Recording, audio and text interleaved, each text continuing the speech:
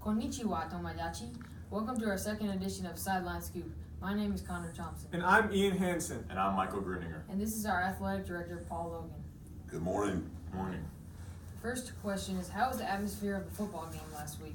Well, considering that there was a concert, a hip-hop concert that a lot of the student body went to, I think it was still really loud considering how well the team played. I think it was electric, and it's a good sign for things to come.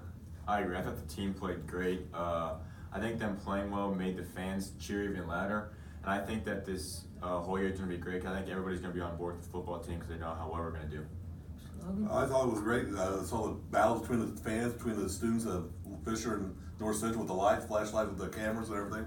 That was outstanding. I thought the USA thing was outstanding. Hopefully in the zone, everybody makes the zone. We always sell North Central athletics and our students.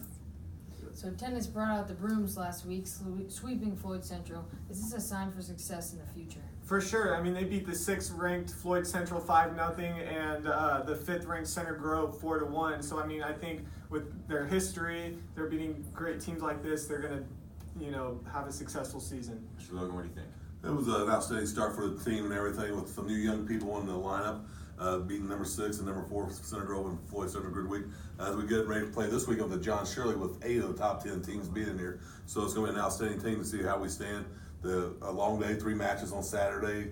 Hopefully the weather holds off, but it's a great opportunity to see some great tennis this weekend if you're not doing anything. What do we think about the girls' soccer victory, 4-1 over Pike?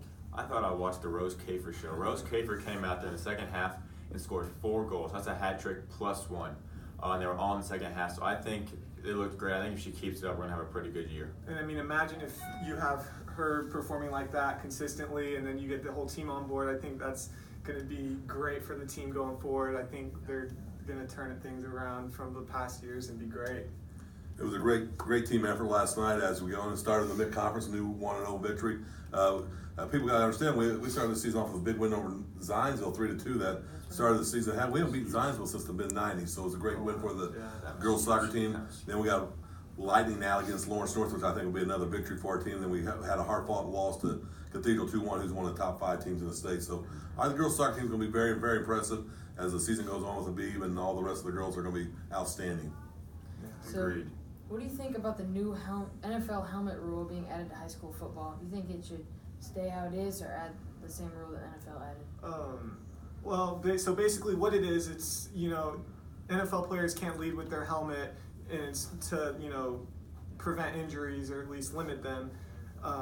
So what are your thoughts?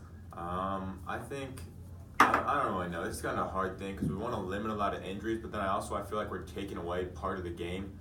Football is a violent game. You hit people, you tackle people, you push people. So I don't know how I really feel. I love that we're trying to take precautions to stop injuries, but I feel like some of these calls, like I went to the Colts game, and some of these calls, I didn't understand why they were personal fouls or some like roughing the passer, and he just looked like he tackled him to me. So I don't understand some of this. And you know what you're signing up for when you're playing football. So what do you think, Mr. Logan? Safety of the student athletes is very important. I mean, I've seen players get injured who've been paralyzed with the head injuries. So the NFL is trying hard to prevent people getting hurt down the road. I mean, Darryl Stingley, people like that, Jack Tatum, is just injuries that have occurred. The high school experience has always been an illegal thing. People in the high school are not strong, physically strong. In the pro level, they set their bodies to be strong with their necks and everything. I do agree. I think they've taken some of the fun out of the game. But you also have the safety of players because the owners pay a lot of money for these players to win games, and they want to have the best athletes on the field that they can have out there. If they're paying